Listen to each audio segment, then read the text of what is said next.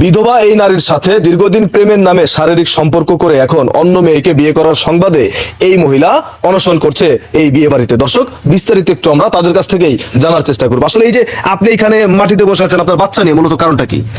কারণ একটাই, সে আমার সাথে দীর্ঘ 5 বছর সম্পর্ক করেছে, আমাকে বিয়ে করতে হবে। আর আমাকে বিয়ে না করে সে আরেকজনকে বিয়ে করবে, সেটা আমি মেনে নিব? আচ্ছা আচ্ছা আচ্ছা। আর অলরেডি বিয়ে করে ফেলছে, ভালো কথা, বিয়ে করছে, আমাকেও বিয়ে করতে হবে। আর দরকার পড়ে আমি সতীনের সংসার করবো। সতীনের সংসার করবেন? হ্যাঁ।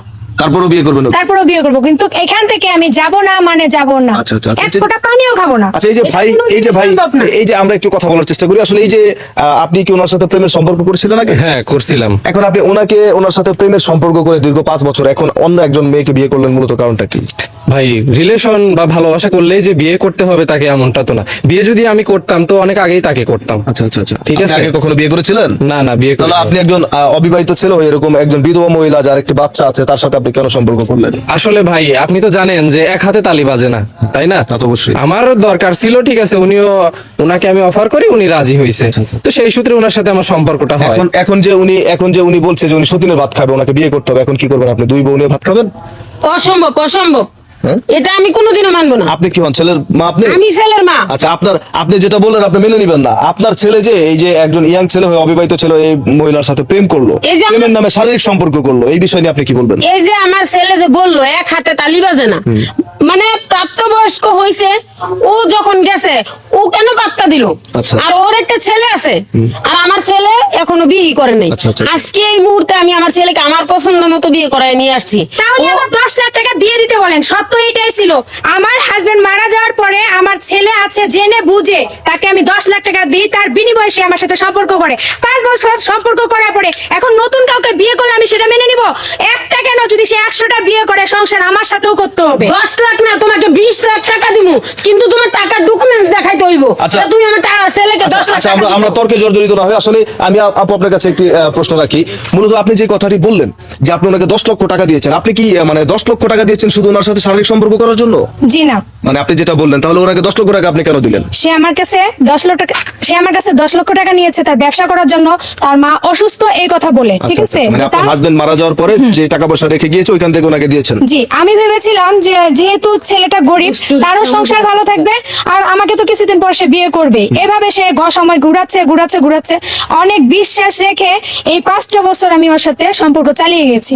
আমার বিশ্বাস ছিল যে সে আমাকে ঠকাবে না, কিন্তু এই মিথ্যাবাদী প্রতারক টাকার বিনিময়ে যে আমাকে এভাবে ঠকাবে আমার জানা ছিল না। আচ্ছা, এখন আপনি আরেকটি কথা বলেছেন যে 100টি বিয়ে যদি করে আপনি 101 নাম্বার বউ হিসেবে তার সংসার করবেন। এটা কি আসলে কোনোভাবে সম্ভব? হ্যাঁ, সম্ভব। কিভাবে সম্ভব? এজন্য সম্ভব, মেয়ে মানুষ যখন কাউকে ভালোবাসে তখন কিন্তু মন থেকে ভালোবাসে। আর আমি আমার স্বামীকে বিয়ে হওয়ার, বাচ্চা হওয়ার কিছুদিন পরে হারাইছি। আচ্ছা আচ্ছা আচ্ছা। আর স্বামী হারা যন্ত্রণাটা কি সেটা আমি জানি, আর আমি ওকে হারাইতে চাই না। কিন্তু আপনি ঠিক আছে, হারাইতে চান না, তাহলে আপনি ওনাকে আগেই বিয়ে করতেন। বিয়ে না করে একজন মানুষের সাথে প্রেমের সম্পর্ক, একাধিকবার সময় কাটানো, এই ওই যে বিষয়টা বিশ্বাস, বিবাহিত মেয়েরা হোক আর অবিবাহিত মেয়েরাই হোক, ডিভোর্সি মেয়েই হোক, বিশ্বাসে সম্পর্কে জড়ায়, বিশ্বাসে আপন করে নেয়, কিন্তু এই আপনের ফলটা আমি এখন পাচ্ছি। মানে মেয়ে মানুষদের সমস্যা এটা একটা, অতি অল্পতে বিশ্বাস করে ফেলবা, অনেক আবেগ। আসলে এই যে নববধূ, আমরা একটু আপনার কাছ থেকে জানতে চাই, আপনি যাকে বিয়ে করেছেন তার যে ঘটনাটি, এটি কি আপনি আগে জানতেন?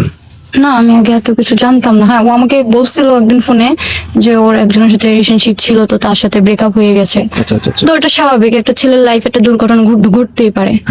তা আমি এই সমস্ত জানতাম, কিন্তু এত কিছু আমি জানতাম না। আর সে যেহেতু বলছে যে সে সতীনের ভাত খাবে, সে খাইতে পারে, কিন্তু আমি পারবো না, কারণ আমার স্বামীর ভাগ আমি ওনাকে কেন, পৃথিবীর কোনো মহিলাকে আমি দিতে পারবো না। আচ্ছা আচ্ছা। এখন এই যে আপনি একজন নববধূ, আপনার নতুন বিয়ে হয়েছে, বিয়ে বাড়িতে আসতে না আসতে দেখলেন যে আপনার স্বামীর প্রাক্তন প্রেমিকা বাড়িতে অনশন করছে, এখন এই বিষয়টা নিয়ে আপনি কি বলতে চান? এখন কি আপনি ওনার সংসার করবেন? যেহেতু সে আমাকে বিয়ে করছে, সংসার অবশ্যই আমি তার সাথে করবো, কিন্তু এই ঝামেলা যেহেতু হইতেছে, এটা তো একটা সমাধান আছে, তাই না? সমাধানটা তারা বের করে যে কোনো একটা কিছু করুক। এখন ওনার প্রাক্তন প্রেমিকা যে দাবিটি করলো যে তাকেও বিয়ে করতে হবে, এখন ওনাকেও যদি উনি বিয়ে করে সেক্ষেত্রে কি আপনি সংসার করবেন? এটা সম্ভব না, ওনাকে কেন বিয়ে করবে? আমি তো বিয়ে করতে দিব না। আমিও তো মাইনা নিব না। আচ্ছা আচ্ছা, আপনি যে ছেলের মা, আপনার কাছে আরেকটি প্রশ্ন রাখি। আপনি যেইভাবে কথাবার্তা বলছেন যে ওনাকে 20 লক্ষ টাকা দিবেন, বা উনি কেন করলো, এক হাতে তালি বাজানা, ঠিক এক হাতে তালি বাজানা, কিন্তু উনি তো একজন বিধবা মহিলা, তাই না? তো ওনার কাছে যদি আপনার ছেলে না যায়, উনি কি আপনার ছেলেকে জোর করে নিয়েছে?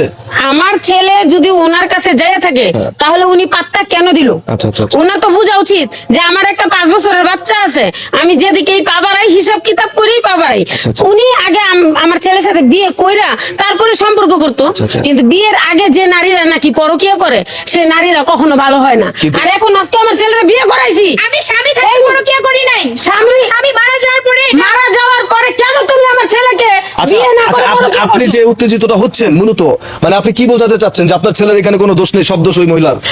দোষ উভয় দুজনেরই তাহলে আছে। আপনি তো একতরফা ওনার সাথে রাগারাগি করছেন। কিন্তু সে যে আজকে আমার ছেলেরে বিয়ে করে আনলাম, আজকে কেন আসলো, আগে কেন আসলো না, আচ্ছা। আগে কেন আমাদেরকে জানালো না? আচ্ছা আচ্ছা ভাই, আপনার কাছে আরেকটি প্রশ্ন রাখি। হ্যাঁ, আপনি একজন ছেলে মানুষ, ইয়াং ছেলে মানুষ, আপনি যে এই ঘটনাটি ঘটিয়েছেন, এই যে 5 বছরের বাচ্চা সহ এই বিধবা মহিলার সাথে দীর্ঘদিন প্রেমের সম্পর্ক, একাধিকবার গোপনে সময় কাটানো, এই বিষয়গুলোকে আপনি ঠিক করেছেন?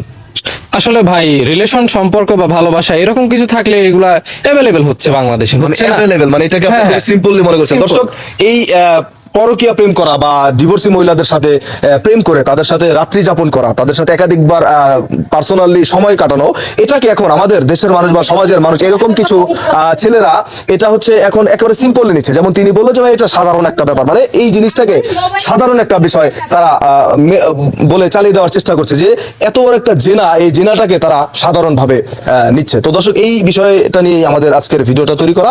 এই বিষয়টা থেকে আপনারা অবশ্যই সতর্ক থাকবেন। আল্লাহ ছাড় দেয় কিন্তু কখনো ছেড়ে দেয় না, হিসাব একদিন আপনাকে দিতেই হবে। এরকম আমাদের দেশে অনেক ঘুরে যাচ্ছে এরকম বিধবা মেয়েদের কাছ থেকে সরলতার সুযোগ নিয়ে এরকম কিছু বকাটে ছেলে এই ধরনের কাজগুলো করে তাদের সাথে প্রতারণা করতেছে, তাদের টাকা পয়সা আত্মসাৎ করতেছে। এই বিষয়গুলো থেকে আপনারা সবাই অবশ্যই সতর্ক থাকবেন। ধন্যবাদ।